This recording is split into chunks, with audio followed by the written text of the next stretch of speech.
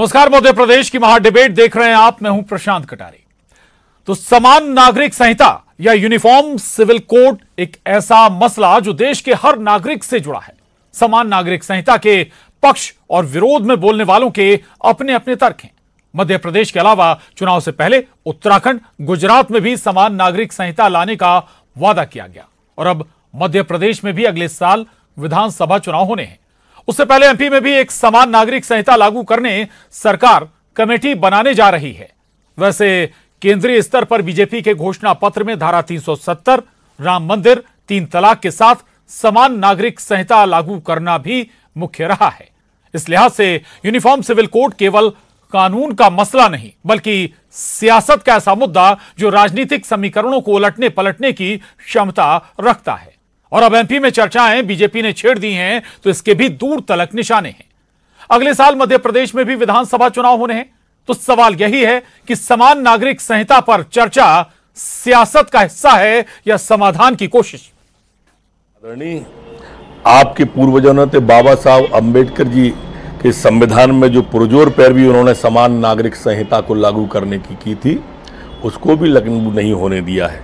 अब वक्त आ गया है जब एक विधान और एक संविधान और एक राष्ट्र के साथ में हम आगे बढ़ें। सुप्रीम कोर्ट की साहबाना जी को सुप्रीम कोर्ट से जीतने के बाद भी आपने हरा दिया था तुष्टीकरण की राजनीति के कारण से। ये तुष्टीकरण की राजनीति ने देश को बहुत नुकसान किया है। मैं तो आदरणीय कमलनाथ जी से भी निवेदन करूंगा कि उनको भी समान नागरिक संहिता पर अपनी राय को स्पष्ट रूप से जनता के सामने रखना चाहिए। ये धंधा एक तरह से जो चल रहा था 4 बीबी 24 बच्चे वाली प्रथा अब बंद होना चाहिए। हर नागरिक को एक शादी करने का अधिकार हो, उससे 1 या 2 बच्चे हों।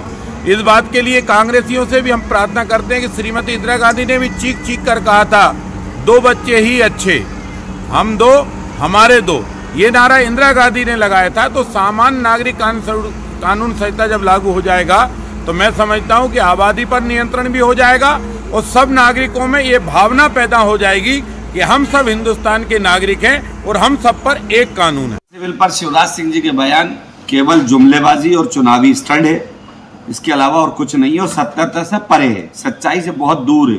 इसलिए दूर है कि मैं उनसे पूछना चाहता हूं कि ट्राइबल का जो कानून है उसके लिए क्या करेंगे। ट्राइबल का अलग कानून है। नॉर्थ ईस्ट में जो अलग कानून चल रहा है उसका क्या करेंगे। ऐसे बहुत सारे रिलीजियस के कानून है जो सबके अलग अलग हैं। तो उसके चलते किस तरह का कॉमन सिविल बनाना चाहते हैं, ये केवल एक भ्रम है और मुस्लिम पर्सनल लॉ को एक ठेस पहुंचाने वाला काम है। मैं तो इस बात का पक्षधर हूं कि भारत में अब समय आ गया है कि एक समान नागरिक संहिता लागू होनी चाहिए। एक से ज्यादा शादी क्यों करे कोई, एक देश में 2 विधान क्यों चलेगी, एक ही होना चाहिए। और मध्य प्रदेश में भी मैं कमेटी बना रहा हूं। समान नागरिक संहिता, एक पत्नी रखने का अधिकार है तो एक ही पत्नी सबके लिए होनी चाहिए, फिर ज्यादा क्यों होना चाहिए। और मुझे पता चला है तो सीएम शिवराज के ऐलान के बाद ये चर्चाएं मध्य प्रदेश में भी शुरू हो गई और मुख्यमंत्री ने ऐलान किया कि एक कमेटी भी बनाई जाएगी, समान नागरिक संहिता मध्य प्रदेश में भी लागू की जाए इसके लिए। हालांकि इससे पहले याद दिला दें आपको कि गुजरात और उत्तराखंड में भी चुनाव से पहले ऐलान किया गया था। इसे आप चुनाव से जोड़कर भी देख सकते हैं। लेकिन अगर आप केंद्रीय बीजेपी के घोषणा पत्र को देखें तो उसमें यह मसला बहुत महत्वपूर्ण तरीके से रखा गया है और आज से नहीं बल्कि कई दशकों से बीजेपी इस मसले को अपने घोषणा पत्र में रखे हुए है। लेकिन मध्य प्रदेश में अब ये चर्चाएं शुरू हुई हैं तो चर्चा हमें भी करनी पड़ेगी और क्या क्या इसके पहलू हो सकते हैं ये भी हमें देखना होगा। 4 खास मेहमान हमारे साथ जुड़ रहे हैं इस मसले पर चर्चा करने के लिए। डॉक्टर औसाफ शामिर खुर्रम साहब हैं, अध्यक्ष हैं ऑल इंडिया मुस्लिम त्योहार कमेटी के। बहुत स्वागत है खुर्रम साहब आपका न्यूज 18 पर।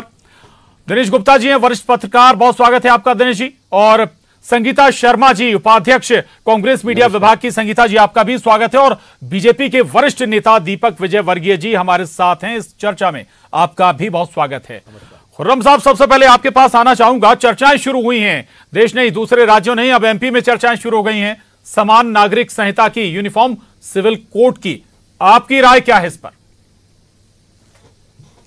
राय तो सीधी और स्पष्ट है संविधान जब बनाया बाबा साहब भीमराव अंबेडकर ने तो सबको उनका हक दिया है, अधिकार दिया है। कहीं किसी के अधिकारों का हनन नहीं किया है, न किसी के अधिकारों पर कुठाराघात किया गया है। तो जब बाबा साहब ने कानून बनाया जो आज तक चल रहा है, जिससे हिंदुस्तान में कानून का राज है, तो उस कानून में संशोधन करके अपने अपने स्वार्थ के लिए उसको कुछ भी करना या ऐसे कोई बयान देना जिससे कॉन्स्टिट्यूशनल क्राइसिस खड़ा हो, ये शायद मुनासिब नहीं है। एक बात। दूसरी बात, यूनिफॉर्म सिविल कोड की बात कर रहे हैं जी, कानून बनाने की। दो काम खुलेआम गैर कानूनी हो रहे हैं, गैर सामाजिक हो रहे हैं। सामाजिक अपराध खुलेआम हो रहा है। शादी करने का तो कानून है, मैरिज एक्ट है, सनातन का भी है, मुसलमानों का भी है, क्रिश्चियंस का भी है, सबका है, ठीक है ना। लिव इन रिलेशनशिप के तरीके पर काम हो रहा है और 35 टुकड़े कर दिए जाते हैं बच्ची के। वो जो असामाजिक अपराध है, गैर सामाजिक अपराध है, उसको रोकने का कोई प्रयास नहीं हो रहा। बहुत अच्छी बात है खुर्रम साहब, आप इस पर भी बोले। एक बीच में आपकी एक बात आप जो बात कर रहे थे उसमें एक छोटा सा सवाल और है।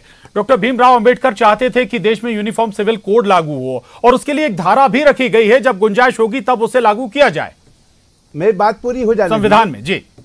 दूसरा एक सामाजिक अपराध और हो रहा है जी, जो नस्ल कशी की साजिश है। हिंदुस्तान में नस्लें मिट जाएंगी, जिसको समलैंगिकता कहते हैं। मर्द मर्द से शादी कर रहा है, औरत औरत से शादी कर रही है। कुदरत का कानून है, औरत की मर्द से शादी होती है तब बच्चे पैदा होते हैं, ठीक है ना। तो ये जो गैर सामाजिक काम खुलेआम हो रहे हैं, उनको कानूनी जामा पहनाने की कोशिश की जा रही है। इस पर विचार होना चाहिए, इस पर डिबेट होना चाहिए। ठीक है, आप विस्तार में ले गए मुद्दे को, ठीक है, हम उस पर भी कभी चर्चा कर लेंगे। लेकिन दीपक विजय वर्गीय जी, ये बताइए ना, जब चुनाव जहां नजदीक होते हैं, जहां जहां जिन जिन राज्यों में चुनाव है, वहां आपको समान नागरिक संहिता याद आ रही है, यूनिफॉर्म सिविल कोड याद आ रहा है। अब मध्य प्रदेश की बारी है। देखिए, चुनाव का विषय नहीं है जी। जो हमारा संविधान है उसके जो डायरेक्टिव प्रिंसिपल्स हैं पार्ट 4 में जी, उसमें स्पष्ट रूप से कहा गया है कि सरकार उचित समय आने पर समान नागरिक संहिता लागू करेगी जी। और इसके लिए 2, 4, 6 साल 10 साल बहुत होते थे। उसके लिए जब जवाहरलाल नेहरू जी की सरकार थी उसी समय कोशिश शुरू हुई। होना तो ये था कि असल में 26 जनवरी 1950 को जब संविधान लागू हुआ उसी समय सारी कोशिश शुरू हो जानी चाहिए थी, लेकिन वो कोशिश शुरू नहीं हो पाई। और कोशिश शुरू जब हुई तो बाद में जवाहरलाल नेहरू जी ने उसको खाली हिंदू कोड बिल तक समेट दिया और मुस्लिम पर्सनल लॉ अलग रहने दिया कि कुछ समय देना चाहिए, जब अपने आप मांग आएगी। लेकिन हमने देखा है कि पिछले 70 सालों में लगातार इस तरह की बातों से अलगाव बढ़ता चला गया। और हिंदुस्तान में देखिए ऐसा है, मोस्टली जो मुस्लिम्स हैं यहीं बेसिकली यहीं से कन्वर्ट हुए हैं, यहीं से पैदा हुए हैं। हम ये भी मान लें कि आप 800 साल पहले उज्बेकिस्तान से आए, कजाकिस्तान से आए, ईरान से आए, कहीं से आए, तो ऐसी परंपराएं जो वहां पर भी गैर प्रासंगिक हो गई हैं। मतलब यहाँ उन चीज़ों की मांग करना जहाँ उज्बेकिस्तान में आज नहीं है, ईरान में आज नहीं, कजाकिस्तान में आज नहीं है, अरब में नहीं है, ऐसी बात करना अलगाववाद के अलावा कुछ नहीं है और इन सबसे उभरने की जरूरत है। तीसरी सबसे बड़ी बात जिसका जिक्र बार बार आया है, नरोत्तम मिश्रा जी ने भी कहा है कि शाहबानो मामले में एक बड़ा फैसला आया था और सुप्रीम कोर्ट का वो फैसला नजीर बनता देश भर में एक बड़े परिवर्तन के लिए। लेकिन कांग्रेस पार्टी ने तुष्टीकरण की राजनीति के लिए अपने मंत्री तक को हटा दिया था। उस समय आरिफ मोहम्मद खान साहब जो उस परिवर्तन के पक्षधर थे और एक बड़े परिवर्तन को, देश को जो एकात्मता की तरफ बढ़ सकता था उस पर बढ़ाने की बजाय अलगाववाद की तरफ झोंक दिया। और शाहबानो का जो सुप्रीम कोर्ट ने मुआवजा तय किया था, जो दीपक जी टाइमिंग पर सवाल है। जी नहीं, टाइमिंग का सवाल देखिए ऐसा है, मैंने कहा ना 26 जनवरी 1950 को लागू हो जाना चाहिए था, लेकिन बहुत सारी चीजें अगर उस दिन नहीं हो पाई हैं तो जिस समय उचित समय लगेगा, जिस समय उचित समय लगेगा और कोई भी हिंदुस्तान में जब परिवर्तन होगा तो जनता की अदालत में जाके होगा और जनता की अदालत में तो चुनाव में पहुंचते हैं। ठीक बात है। संगीता शर्मा जी, क्या स्टैंड है कांग्रेस का, इस पर आना चाहिए या नहीं? देखिए प्रशांत जी, सबसे पहले तो यही स्पष्ट कर देना चाहती हूँ कि जो भारतीय जनता पार्टी गुमराह कर रही है और कई मीडिया चैनल्स भी इस बात को कह रहे हैं कि कांग्रेस विरोध कर रही है, पर मैं आपको यहाँ पर ये सीधे तौर पर स्पष्ट कर देना चाहती हूँ कि कांग्रेस ने विरोध नहीं किया है और ना विरोध करेगी। अब मैं आपको बता देना चाहती हूँ विरोध किस बात का है। विरोध इस बात का है कि किस तरीके से भारतीय जनता पार्टी प्रोपेगेंडा कर रही है, किस तरीके से जैसे जैसे चुनाव नजदीक आते वैसे वैसे इस मुद्दे को बार बार उठाया जाता है और इसका राजनीतिकरण किया जाता है। अभी आप देखेंगे कि गुजरात के अंदर 1 साल जब चुनाव को बचा था तो गुजरात में इस यूसीसी को लेकर आ गए, बयानबाजियां की, मंचों से जोर जोर से चिल्लाया और उसके बाद नतीजा क्या हुआ, चुनाव नजदीक आ गए। चुनाव जीतने के बाद ये उसको 4 साल तक भूल जाएंगे। मैं बात करना चाहती हूँ शिवराज सिंह चौहान जी की। कल मंच से मामा है करके चिल्ला रहे थे यूसीसी के बारे में। शिवराज जी के पास तो पर्याप्त समय था, 18 सालों से उनकी सरकार है, 4 बार के मुख्यमंत्री हैं। प्रदेश की जनता की क्या गलती है आपको बना कर दिया, फिर भी आप यूसीसी लागू नहीं कर पाए। अब बात करते हैं हमारे देश के प्रधानमंत्री नरेंद्र मोदी जी की। अब नरेंद्र मोदी जी की सुन लीजिए, उन्होंने अपने मैनिफेस्टो में 2019 में कहा था कि यूसीसी लेकर आएंगे। 4 साल से प्रधानमंत्री जी क्या कर रहे हैं, केवल मन की बात कर रहे हैं, उसके अलावा उन्होंने कोई बात नहीं की। 2 करोड़ रोजगार देंगे वो नहीं दिया, उन्होंने तो कहा था 15-15 लाख देंगे, वो नहीं किया था। अब हम बात कर रहे हैं यूसीसी की, तो हम यूसीसी पर ही चर्चा करें, क्योंकि कांग्रेस पार्टी संविधान को मानती है और भाजपा संविधान को नहीं मानती है। अभी दीपक विजयवर्गीय जी कह रहे थे कि उस समय ही कर देना चाहिए था, तो मैं इनकी जो क्वेश्चन है उसको दुरुस्त कर देती हूँ कि समय काल और परिस्थिति को देखकर समय समय पर संविधान में बदलाव किया जाता है। अब जब आप लगता है कि समान सिविल कोड होना चाहिए तो बिल्कुल होना चाहिए, संविधान में भी स्पष्ट तौर पर लिखा है। बीजेपी के लिहाज से अभी समय काल परिस्थिति है। ठीक है, एक रिएक्शन दीपक जी, इसके बाद मैं दिनेश जी के पास जाऊंगा। दीपक जी छोटा संगीता शर्मा जी इस बात को अगर स्वीकार करती है, संगीता जी आ रहा हूं आपके पास। संगीता शर्मा जी और कांग्रेस पार्टी अगर इस बात को स्वीकार करती है कि आज उसके लिए उचित समय है, उचित परिस्थितियां हैं, तो आज लागू किया जा रहा है, तो अच्छी बात है। सभी पक्षों के समर्थन से वो आगे बढ़नी चाहिए बात। देखिए दीपक जी, सभी पक्षों के समर्थन से आगे बढ़ना चाहिए। अभी तक कांग्रेस ने गलत स्टैंड लिया, उसको सुधार लिया, ये अच्छी बात है, इसका स्वागत है अगर कांग्रेस ने ऐसा किया है। देखिए संविधान के अनुसार चलती है कांग्रेस पार्टी। फिर ठीक है संगीता जी, संविधान के अनुसार ही काम होगा, संविधान के अनुसार ही काम होगा। ठीक है दिनेश जी हमारे साथ चर्चा में। दिनेश जी, वाकई में यह भी केवल सियासी चर्चाएं हैं, सियासी एजेंडा है, या फिर लगता है कि इससे आगे की कोई प्रोसेस भी या बीजेपी के अंदर खाने भी कुछ शुरू हो गया है? देखिए बिल्कुल प्रशांत जी, ये मामला तो सियासी है, लेकिन अब इसे कहीं ना कभी तो आपको यथार्थ के धरातल पर लाना होगा। आप देखिए जो 2 महत्वपूर्ण मुद्दे थे, कश्मीर का और 3 तलाक का, भारतीय जनता पार्टी ने उसको बड़ी सफलतापूर्वक कर दिया है। और अभी आप देखिए समय देखिए भारतीय जनता पार्टी के एजेंडे के अनुसार है, यदि उसका लोकसभा और राज्यसभा में बहुमत है तो इससे अच्छी परिस्थितियां उसके पास कब होंगी अपना एजेंडा पूरा करने के लिए। यदि वो कॉमन सिविल कोड लाना चाहती है तो इसको तुरंत, मुझे लगता है कि इसको इस बारे में जो भी कोड प्रस्तुत करना है, ये कानून की बात नहीं हो रही है, ये कोड की बात हो रही है। जो भी कोड प्रस्तुत करना है लोकसभा और राज्यसभा में उसको प्रस्तुत करें। लेकिन ये जो राज्यों में जिस तरह से एजेंडा चल रहा है, आप देखिए ये क्या राज्य का विषय है प्रशांत जी, कि उत्तराखंड का चुनाव होता है तो उत्तराखंड में बात आ जाती है, गुजरात का चुनाव होता है गुजरात में बात आ जाती है, अब मध्य प्रदेश में बात हो रही है, क्योंकि मध्य प्रदेश में अगले साल चुनाव है। और जो अगले साल तो अब चूंकि कुछ दिनों की बात है, इसके बाद 2024 का लोकसभा चुनाव है, तो ये जो राज्यों से केंद्र की तरफ जा रहे हैं, तो ये विषय मुझे लगता है ये केंद्र सरकार का है।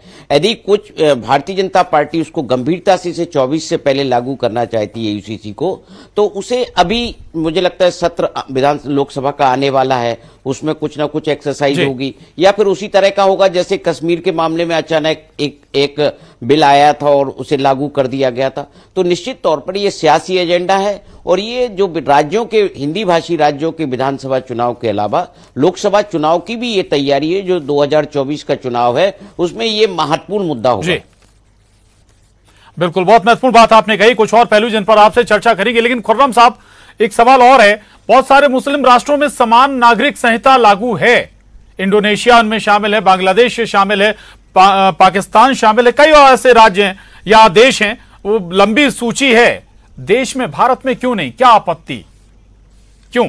आपने रिसर्च की होगी जी, आपकी रिसर्च शायद ये बता रही है, लेकिन एक्चुअल फैक्ट यथार्थ के धरातल की बात की है दिनेश गुप्ता जी ने, और कैलाश विजय, वो दीपक विजय, सियासी दल वो सियासत करेंगे। खुर्रम साहब मेरी बात पूरी सुन लीजिए, अगर आप मुझे बोलने का मौका दें तो। देखिए, हिंदुस्तान में कानून का राज है कि जंगल का राज है, पहले तो ये तय करना पड़ेगा। और हम कानून का राज चाहते हैं कि जंगल राज की तरफ वापस जाना चाहते हैं। आर्टिकल 25 उसमें सबको अपने अपने धर्म के उसूलों का पालन करने की आज़ादी है, क्योंकि हिंदुस्तान जो है बहुधार्मिक राष्ट्र है जी। सिर्फ मुसलमानों का, सिर्फ हिंदुओं का, सिखों का, ईसाइयों का नहीं है। जो जिन देशों की आप बात कर रहे हैं वहां पर बहुमत किसी एक धर्म के लोगों का है, ठीक है ना जी। तो वहां जब यूनिफॉर्म सिविल कोड लागू हुआ तो वो जो दूसरे अल्पसंख्यक वर्ग के लोग हैं उनका कोई अधिकार नहीं, उनके अधिकारों का हनन कर दिया गया जी, ठीक है ना जी। हिंदुस्तान में जो सनातन मैरिज एक्ट है उसमें फेरे लिए जाते हैं, तो अब ईसाई क्यों कबूल करेंगे, सिख क्यों कबूल करेंगे इस बात को, मुसलमान क्यों कबूल करेंगे, कोई नहीं करेगा, ठीक है ना। इससे डिफरेंसेस बढ़ेंगे।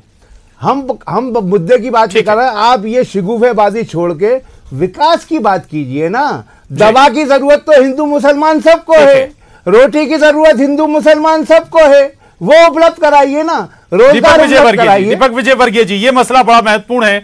अब डाइवर्ट करते हैं आप मसलों को, ऐसे मसले उठाकर भ्रष्टाचार से, महंगाई से। देखिए ऐसा है कि कॉमन सिविल कोड का मसला एक बहुत महत्वपूर्ण मसला है जी। और 15 अगस्त 1947 को जब देश आज़ाद हुआ ये, तो इसके 2 टुकड़े हो गए। बाद में जो दूसरा टुकड़ा था उसके और 2 टुकड़े हो गए। तो ये टुकड़े इसलिए हुए थे क्योंकि इस देश में एकात्मता की कमी थी और इस देश के सारे नागरिक जी एक हैं। भाई वो किसी भी धर्म को माने, किसी परंपरा से पूजा करें, उसमें कोई दिक्कत नहीं है, लेकिन यहाँ की महिलाओं के, यहाँ के बच्चों के, सबके अधिकार बराबर हैं। और ये सारी जो चर्चा है ये हमने सब समेट दी है खाली विवाह के मसले के ऊपर कि 4 शादियां मुसलमान करें, मुसलमान पुरुष। खाली शादी का मसला नहीं है, तलाक का मसला है, महिलाओं को संपत्ति में क्या अधिकार मिले, कैसे अधिकार मिले, उसका मसला है। तो मैं समझता हूं कि बहुत सारे मसले समानता के मसला है, लेकिन ये बताइए ना, केवल चर्चा तक बात रह जाएगी या अंजाम तक पहुंचेगी? सिविल राइट्स की इतनी बात है तो मैं समझता हूं कि मुस्लिम महिलाओं के अधिकार केवल मुस्लिम होने की वजह से कम नहीं हो जाते। और ये खाली मुसलमान पुरुषों के अधिकार का मामला नहीं कि जब वो ओके करेंगे तभी होगा, क्योंकि अभी हमने 3 तलाक का मामला देखा। इस देश में लाखों महिलाएं कॉमन सिविल कोड ना होने की वजह से पीड़ित रही हैं, वो सारी मुस्लिम महिलाएं हैं। लेकिन चूंकि इस्लामी समाज जो है पुरुषत्व प्रधान है, उनकी गवाही तक तो पूरी नहीं मानता है और आज भी सुधार करने को तैयार नहीं है। तो मैं समझता हूं कि एक पर्याप्त समय मिला है। दुनिया के 50 से ज्यादा मुस्लिम देश हैं जिसमें 40 से ज्यादा ने सुधारों को लागू कर दिया है, लेकिन भारत के मुसलमान 1400 साल पहले रहना चाहते हैं इनकी लीडरशिप। तो आज बदलाव की जरूरत है, तभी देश आगे बढ़ेगा। एकात्मता की जरूरत है, अलगाव की जरूरत नहीं है।